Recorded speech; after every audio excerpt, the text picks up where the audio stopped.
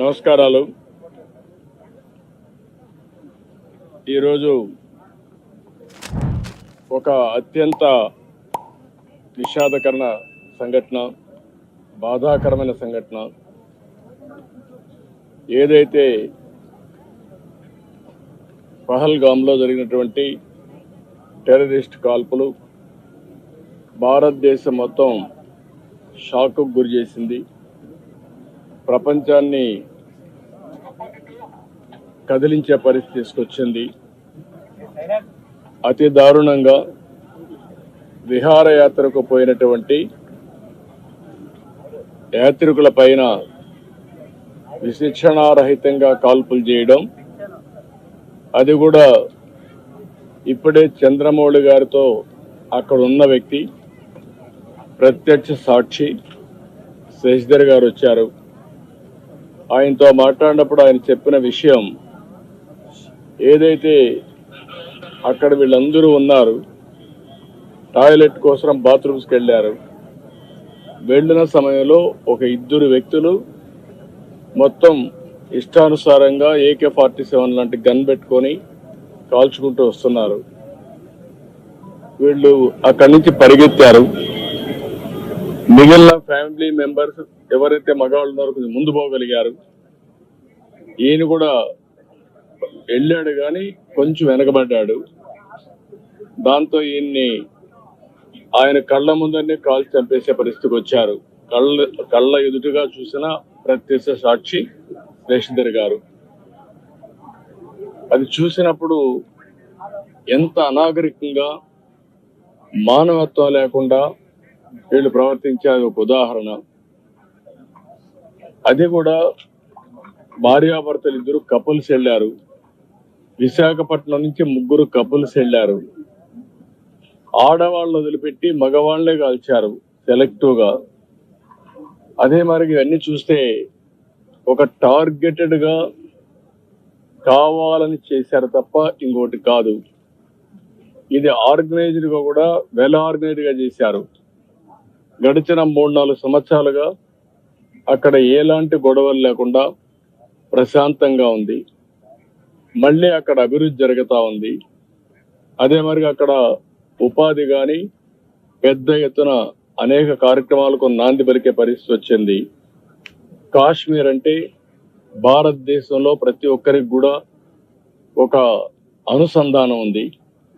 ఇది ఒక సుందరమైన ప్రాంతం, మన దేశంలో అత్యంత ముఖ్యమైన ప్రాంతం అనే అభిప్రాయం అందరిలో ఉంది. ఇంకా మనం ఇంకా బలంగా జరుపుకోవాల్సిన రోజును ఈరోజు నేను చాలా ప్రిపేర్ అయ్యి వచ్చాను. గత 2-3 రోజులుగా చాలా ఎక్కువ సమయం గడుపుదాం, దాదాపు ఒక ఈవినింగ్ దాకా గడుపుదాం అనేది ప్రతి స్టాల్లో అనుకున్నాం. అలా మీ అందరితో ఎక్కువ సమయం గడుపుదామని, ప్రత్యేకంగానే ఉందామని. కానీ దురదృష్టం, మొన్న కశ్మీర్లో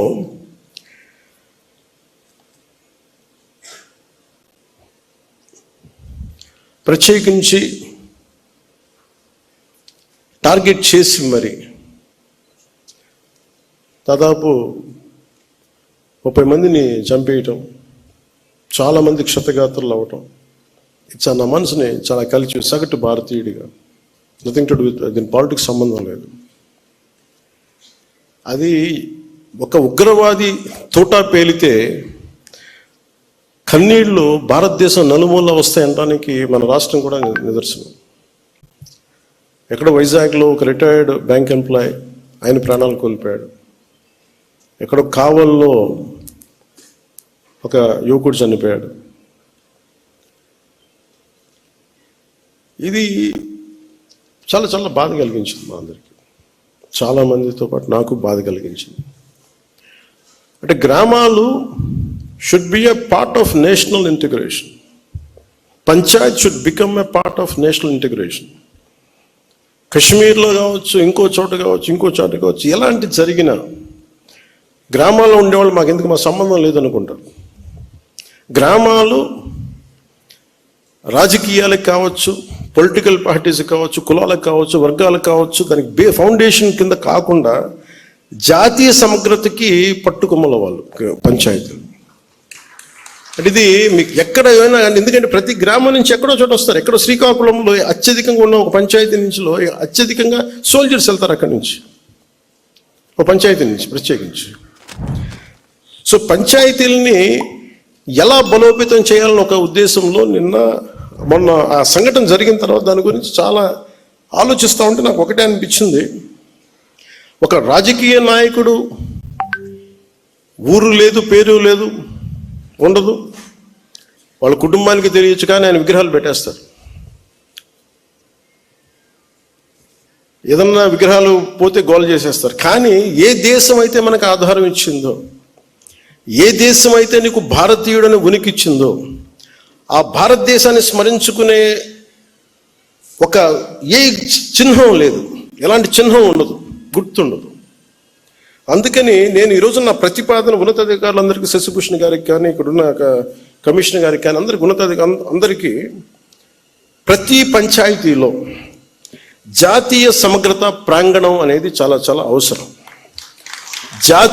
దాంట్లో జాతీయ సమగ్రత స్తూపం, అది మీరు 1000 గజాల్లో పెడతారా, ఎకరంలో పెడతారా, ఇంకెక్కువలో పెడతారా, ఆ పంచాయతీలను బట్టి కనీసం ప్రతి చోట ప్రతి 13,326 పంచాయతీల్లో 13,326 జాతీయ సమగ్రత ప్రాంగణాలు ఉండాలి.